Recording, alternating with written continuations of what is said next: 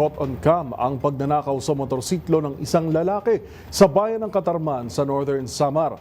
Habang sa Southeastern Mindanao naman, handa na ang Coast Guard District para sa paparating na bagyong Basyang. Yan at ang iba pang mga rumarapidong balita mula sa probinsya, hatid ng iba't ibang istasyon sa ilalim ng MBC Media Group.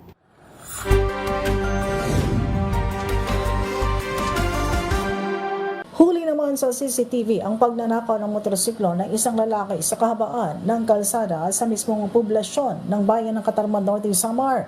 Alas 8 pa lamang ng gabi nang ito'y maganap, ngunit makikitang wala ng katao-tao sa nasabing lugar dahil sa rin sa pabugso-bugso ng ulan sa araw na yon. Ang nasabing magnanakaw ay nakasuot ng kapote kung kahit hindi masyadong namukhaan. Sinasabing bihasa ito sa nakawa ng motorsiklo dahil sa iba't ibang susi ang dala nito. Naniniwala naman ang ilang mga residente na dayo lamang ang magnanakaw at posible daw ito ay mula sa ibang bayan. Patuloy naman ang panawagan ng otoridad na makipag-ugnayan at agad ni-report ang mga nangyayaring krimen sa kanilang lugar. Mula sa MBC TV Network News, RH34 Shane Galit Bantayan ng DZRH, una sa Pilipinas, una sa Pilipino. Itinaas sa heightened alert status ng Coast Guard District Southeastern Mindanao o CGD-SEM ang kanilang Disaster Response Group o DRG bilang paghahanda sa posibleng epekto ng bagyong Basyang sa rehiyon. Ayon sa CGD-SEM, inatasan na ang mga standby personnel at inihanda ang mga response assets upang matiyak ang mabilis at epektibong pagtugon sakaling magkaroon ng mga insidente sa karagatan at baybaying lugar. Patuloy rin ang mahigpit na pagmamanman ng Coast Guard sa kalagayan ng panahon at karagatan kasabay ng pinalakas na koordinasyon sa iba pang ahensya ng pamahalaan para sa mas maayos na disaster preparedness and response. Nanawagan naman ang CGD-SEM sa mga mangingisda at operator na maliliit na sasakyang pandagat na mag-ingat at iwasan muna ang paglalayag lalo na kung lumalaki ang mga alon dulot ng masamang panahon. Para sa MBC TV Network News, ito si June Suter, una sa Pilipinas, una sa Pilipino.